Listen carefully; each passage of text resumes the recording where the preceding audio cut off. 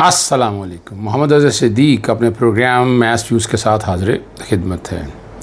Netanyahu या शहबाज शरीफ को खुफिया मुलाकात है, किसी तरफ बात जाने वाली है। जस्टिस वासफ़ सईद खोसा के पनामा के अंदर जो सवालात हैं उस पर गुफ्तगू होगी। और क्या वफाकी वज़ीर को करप्शन करते पकड़ गए, ज़रा कोशिश करेंगे इस पहलू को भी देखेंगे। और इस्लामाबाद हाई कोर्ट के 5 जजेस का मुस्तकबिल क्या होना, वो बातें भी आपके सामने आ जाएंगी। इस वक्त पाकिस्तान की हुकूमत और इसराइली हुकूमत पस पर्दा एक एजेंडे का हिस्सा बन चुके हैं। जो ख़बरें आ रही हैं और पाकिस्तान ज़ाती में बात किया था, फ़लस्तीन शहीदों का शायद अगर ये सुलह करेंगे तो क्या लहू बेचेंगे। अब इब्राहिम अकार्ड जो कि डोनाल्ड ट्रंप के घर का मंसूबा है, उस पर दोनों पाकिस्तान की मौजूदा हुकूमत और इसराइल अमल पैरा हैं। हुकूमत के नुमाइंदे इसके हक़ में बयान भी दे चुके हैं। और याद रखिएगा, अब क्या कहा जा सकता है, खुदा मालूम ये साजिश नहीं रची जा रही है। जब 27वीं आईनी तरमीम का मसला अरूज पर पहुंचा चुका, फ़लस्तीन और गज़ा और बैनुल-अक़वामी इदारे भी जो है ना, अमेरिका इसराइल के आगे जी सरकार कहते हुए दुम खिलाते हुए नज़र आ रहे हैं। हज़रत इल्लामा इकबाल ने ऐसे ही दादरों को कफन चोरों की अंजुमन कहा था, जो अपने हिस्से का मुर्दार खा रहे हैं। फ़लस्तीन को अगर कोई पहचान अब भी दी गई है तो नई सरदें होंगी और वे दफ़ा के हक़ से महरूम हो जाएंगे। जैसे पाकिस्तान की हुकूमत की सिफारिश दहशतगर्द डोनाल्ड ट्रंप को उसका नोबल इनाम दिया जाएगा। यानी अब ये बातें जो हो रही हैं, सारी आपके सामने रखा जा रहा है। और ईरान पर हमले के बावजूद ना ये सिफारिश बदस्तूर कायम है। वैसे इसराइल ने भी नेतन्याहू के करीबी दोस्त डोनाल्ड ट्रंप को नोबल इनाम देने की सिफारिश कर दी है। आप ये समझते हैं कि आलमी सतह पर डोनाल्ड ट्रंप पाकिस्तानी हुकूमत के साथ होगा, लेकिन ये उनका ख्वाब शायद ख्वाब ही रह जाए। ऑडिटर जनरल पाकिस्तान ने माली साल 2023 और 24 की ऑडिट रिपोर्ट में वफाकी वजारतों और डिवीज़न में संगीन माली बेज़ाब्तगियों और सरकारी फ़ंड के गलत इस्तेमाल का इंकशाफ हुआ। इस रिपोर्ट में 1100 अरब रुपये से ज़ायद माली बेज़ाब्तगियों के चीज़ें सामने आई हैं। और रिपोर्ट में सबसे संगीन मामला 35,90,000 टन गंदम की दरामद को करार दिया गया। उस वक्त की गई जब मुल्क में मकामी सतह पर वाफर के मकदार में गंदम मौजूद थी। और इस सिलसिले में तकरीबन 300 अरब रुपये से ज़ायद का नुकसान हुआ। और अब किसान बेचारा यहाँ मर रहा है, यहाँ जुल्म हो रहा है उसके साथ, ठीक है ना। कहा जा रहा है कि उस वक्त बहुत से लोग ये शामिल थे, निगरान हुकूमत शामिल थी, मोहसिन नकवी वज़ीर आला पंजाब थे। ये बातें हो रही हैं। और कल क्या होगा इन कानूनी बेज़ाब्तगियों के हवाले से, और जो मामला सामने आया है और गलत इस्तेमाल शुदा फ़ंड की रिकवरी की सिफारिश की गई है, ठीक है जी। अब यही जो आप समझ सकते हैं कि क्या होना है, क्या हालात हैं, क्या वाक़यात हैं।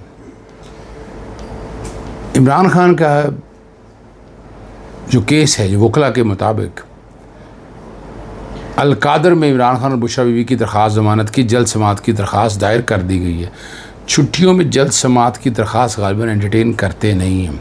पता नहीं है क्या सियासी इंतकाम का निशाना बनाया जा रहा है और आइनी और जुडिशल पॉलिसी की खिलाफ वर्जी की जा रही है।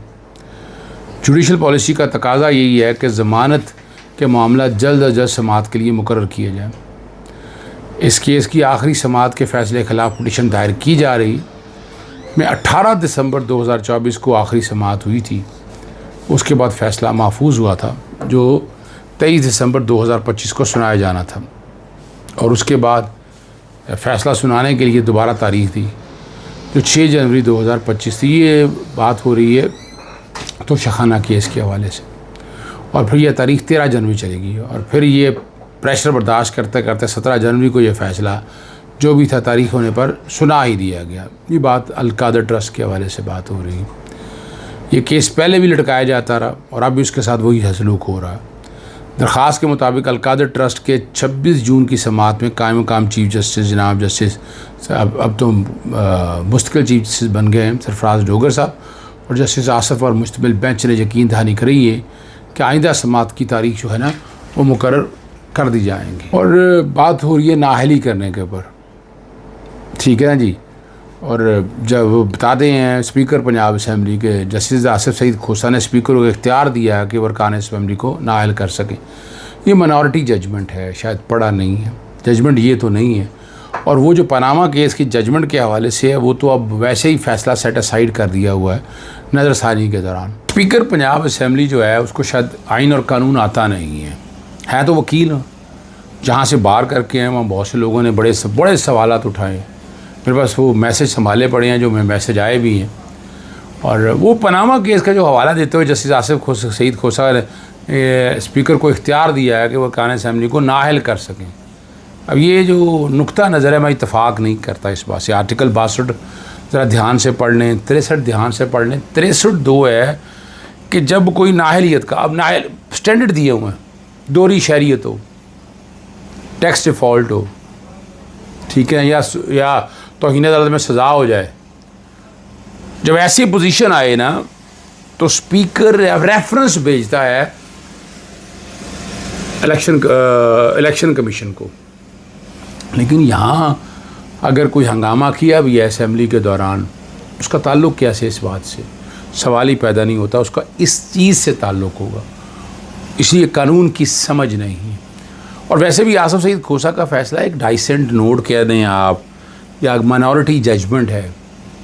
और उसमें जो नुक्ता नज़र है, चले मैं बता देता हूँ, वो ज़रा पढ़े नहीं है उन्होंने, अब जिक्र कर दिया और वो फंस चुके हैं। वज़ीर आज़म के वालिद ने इत्तफ़ाक़ फाउंड्रीज़ के बाद कौमियाए जाने के महज 18 महीनों में 6 नए फैक्ट्रियाँ कैसे लगा ली, हालांकि उनकी सारी दौलत जो है, सारी दौलत बहक सरकार ज़ब्त कर ली गई थी। और वज़ीर आज़म ने तकरीर में ये नहीं बताया था कि फ़ैक्ट्रियाँ कैसी और क्यों बेची गई, और मुल्क में फैक्ट्री लगाने के हवाले से भी कोई तफसीलात नहीं बताई गई। 2016 को अपने ख़िताब में वज़ीर आज़म ने जायदाद बनाने के हवाले से कोई बात नहीं की कि वज़ीर आज़म ने या उनके बेटों ने ये जायदादें किस तरह से हासिल की। बच्चों की जानिब से जायदादें बनाना समझ से बात एक आप है ही नहीं, टैक्स पे ही नहीं, तो फिर कैसे बन सके। दुबई फैक्ट्री अचानक कहाँ से लग गई, कैसे टपक पड़ी। नवाज शरीफ की फैक्ट्री मक्का में भी थी या जद्दा में थी। और इन जायदादों और फैक्ट्रियों के ख़रीदो फ़रोख्त के हवाले से वज़ीर आज़म ने कहा था कि तमाम जायदादों का रिकॉर्ड मौजूद है। ये हैं वो ज़राए, आपको याद होगा असम्बली में बैठे हुए बात की थी, मगर वज़ीर आज़म के वकील ने अदालत में सबूत पेश करने से माजरत कर दी। कतरी खाते मनगढ़ कहानी था, उसके एतराज़ का जवाब भी नहीं दिया गया। हसन नवाज़ के पास दौलत कहाँ से आई। जस्टिस खोसा ने यह भी कहा था कि शरीफ फैमिली ने मौज हीले बहानों से का सहारा लिया, केस के दौरान कोई भी जायदाद सबूत अदालत में पेश नहीं की। यही वो केस था जिसमें गॉड फादर कहा गया था और सिजिल माफिया के अल्फाज भी आए थे। अब एक मीटिंग और होने जा रही है, समझने के लिए 2 खबरें हैं हमें। एक जस्टिस सरदार एजाज खान के हवाले से, और दूसरी खबर 5 अहम शख्सियात के ख़िलाफ़, जजेस के ख़िलाफ़ रेफरेंस फाइल करना है। जस्टिस सरदार एजाज खान की अदालत में हुकूमत कोई नुमाइंदे तो नहीं कहते, हमारे पाकिस्तान बार दोस्त हैं हमारे एहसन बून ने तंज़िया जुमले सुनाते हुए कहा था कि इंतहाई अफसोसनाक है ये वाक़या जस्टिस सरफराज डोगर के मुस्तकिल होने के बाद की बात है। एहसन बून ने कहा था कि केस में तो आज इल्तवा ही लेना था, मैं इसलिए आया था कि जज साहब को देख लूँ और क्या चल रहा है। जिस पर जस्टिस सरदार एजाज खान ने कहा था कि आपने कहा था कि आखिरी चंद दिनों के लिए जो हैं उनको देखाएं। इस पर एहसन बून ने, उनका मतलब ये नहीं था। इस पर सरदार साहब ने कहा था कि बून साहब आप मुझे आखिरी बार अदालत में देखने आए हैं, आपका शुक्रिया। और जैसे एजाज साहब बड़ा क्लियर है। आसिफ बशीर ने जो है ना 5 जजेस के बारे में 6 जजेस जिन्होंने अदलिया में एजेंसियों की मुदाखलत के और ख़त लिखे थे, उन्हें रेफरेंस के ज़रिए निकालने की तैयारी हो रही है, क्योंकि जजेस ये किसी दबाव का शिकार नहीं हो रहे और उनसे मुस्तफ़ी होने पर तैयार भी नहीं। और अब उन्हें रेफरेंस के ज़रिए निकालने की तैयारी हो रही है। और ख़त लिखने वाले 6 जजेस 6 हैं और उन पर डट जाने वाले 5 हैं। हाई कोर्ट में अपनी मर्ज़ी के चीफ जस्टिस तैनात किए जा चुके हैं और सुप्रीम जुडिशल काउंसिल की कंपोजिशन भी अब उनकी मर्ज़ी के मुताबिक है। एग्जेक्टिव छाया हुआ है सारी बातों को। जस्टिस याहिया अफरीदी ने जुडिशल काउंसिल का इजलास जो है वो 12 जुलाई को तलब कर लिया। इजलास में जस्टिस के ख़िलाफ़ ज़ेर इत्तला शिकायत और रूल्स में तरमीम का जायज़ा लिया जाएगा। जो बात जस्टिस सरदार एजाज खान ने एहसन बून के मुकालमे वाली और उसको समझते रखी बात अहम है। इसके अलावा 5 जजेस के गिर्द जो सुना हुई है वो जो बातें सामने आ रही हैं कि घेरा तंग भी किया जा रहा है। तो इन मीटिंग हालिया दिनों में सियासी रुख जो है ना मुतय्यन कर सकती है।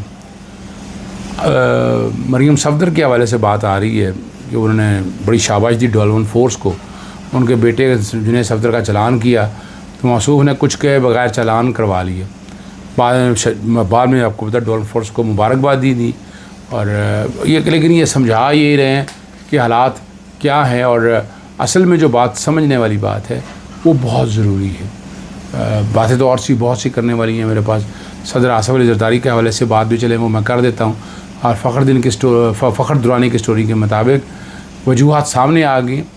पाक फ़ौज के इंजीनियर कोर के 2 सीनियर अफसरान और मौजूदा DGI आसिम मलिक की तरफ से नहर वाले मामले पर एक खुफिया ब्रीफिंग दी गई, जिसमें 3 सीनियर अक्सरी ऑफिसर, वज़ीर दाखिला मोहसिन नकवी और सदर आसिफ अली जरदारी के अलावा और कोई मौजूद नहीं था।